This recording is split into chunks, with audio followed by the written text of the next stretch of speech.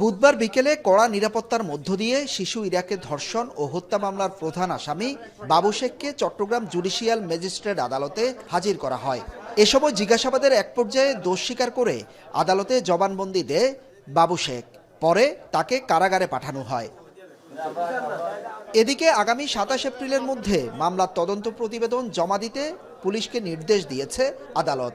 ১৬৪ ধারা জবানবন্দি দিয়েছে এবং সে জবানবন্দিতে কিভাবে সে এই ঘটনাটার সাথে জড়িত ছিল এবং কিভাবে এই ইরামণিকে ধর্ষণের চেষ্টা করে হত্যা করেছে এই বিষয়ে সে একেবারে সুনির্দিষ্টভাবে সে জবানবন্দি দিয়েছে। দ্রুততম সময়ের মধ্যে ওর সাথে আরও কেউ জড়িত আছে কিনা সেটা খুঁজে বের করে এই তদন্তকারী কর্মকর্তা চার্জশিট দিয়ে দেবে এবং চার্জশিটের আলোকে দ্রুত বিচার ট্রাইব্যুনালের মাধ্যমে তার সর্বোচ্চ শাস্তি নিশ্চিত হবে।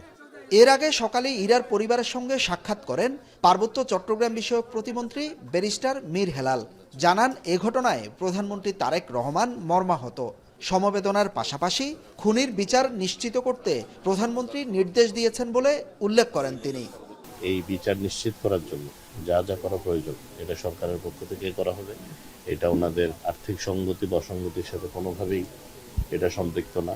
এটা আমাদের দায়িত্ব এই ধরনের অপরাধীকে দৃষ্টান্তমূলক শাস্তির আওতায় আনা এবং এই ধরনের ঘটনা যেন কেউ পুনরাবৃত্তি করতে সাহস না করে সেই ব্যবস্থাটা আমরা নেওয়ার চেষ্টা করব। এলাকাবাসী জানায় খুনি বাবু শেখ ও ইরার পরিবার ভাড়া বাসায় একসাথে থাকতেন। পারিবারিক বিরোধের জেরে শিশুটিকে চকলেটের লোভ দেখিয়ে এই হত্যাকাণ্ড ঘটায় বাবু শেখ। এ ঘটনায় দৃষ্টান্তমূলক শাস্তি চান সবাই দেশবাসী এলাকাবাসী এটাই চাচ্ছে এর ফাঁসি। ওই আমার মেয়েকে শেষ করে ফেলছে, আমি তো আমার মেয়েকে আর পাবো না। আমি আমার মেয়ের বদলি হলাম, আমি আমার মেয়ের জন্য এখন বিচার চাই। রোববার সকালে দ্বিতীয় শ্রেণীর ছাত্রী ইরাকে সীতাকুণ্ড ইকো পার্কে শ্লীলতাহানির পর জবাই করে হত্যার চেষ্টা করা হয়।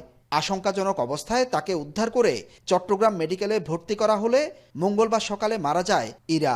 এ ঘটনায় পরিবারের পক্ষ থেকে মামলা করা হলে প্রধান অভিযুক্ত বাবু শেখকে গ্রেপ্তার করে পুলিশ। হোসাইন জিয়াদ, এখন চট্টগ্রাম।